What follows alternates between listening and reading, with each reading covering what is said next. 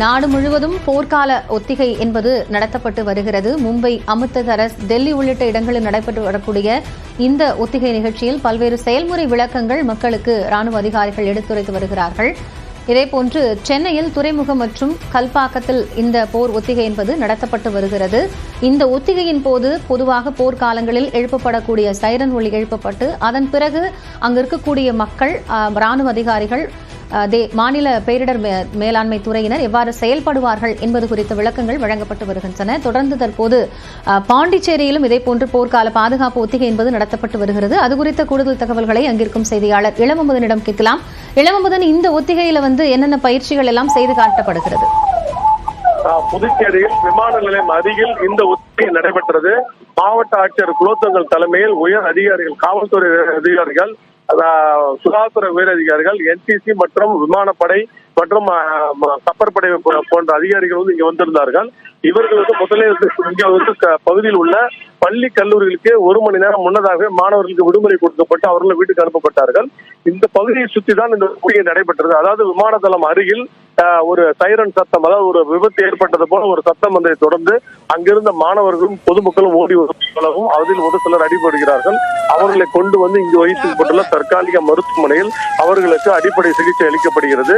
மேல் சிகிச்சைக்கு தேவையானவர்களுக்கு ஆம்புலன்ஸ் மூலம் கொண்டு செல்வதற்கான நடவடிக்கை எடுக்கப்பட்டது.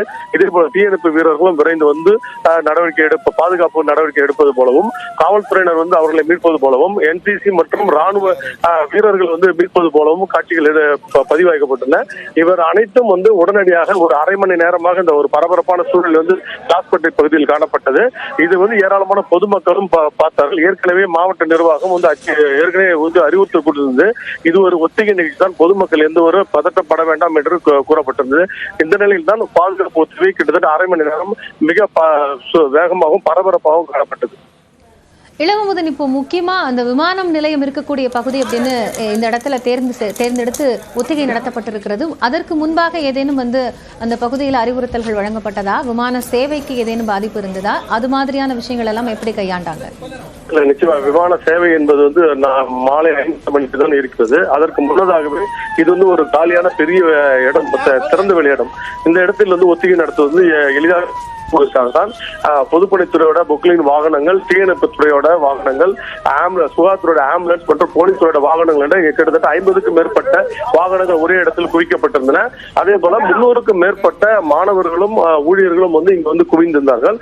இவர்கள் ஒரு போர் நேரத்தில் தப்பித்து வருவது எப்படி, ஒரு விபத்து போன்ற ஒரு சத்தம், வெடிகுண்டு போன்ற ஒரு சத்தம் ஏற்பட்டால் எப்படி தரையில் படுத்துக் கொள்வது, அங்கிருந்து பக்கத்தில் உள்ள முகாம்கள் எப்படி தப்பி செல்வது, ஒரு சிலர் அடிபட்டால் அவர்களை எப்படி மீட்பது, அதிக காயம் அடைந்தால் அவர்கள் மருத்துவமனைக்கு எப்படி கொண்டு செல்வது, முதலுதவி சிகிச்சை எப்படி அளிப்பது போன்ற அனைத்துமே இங்கு செய்து காணப்பட்டது.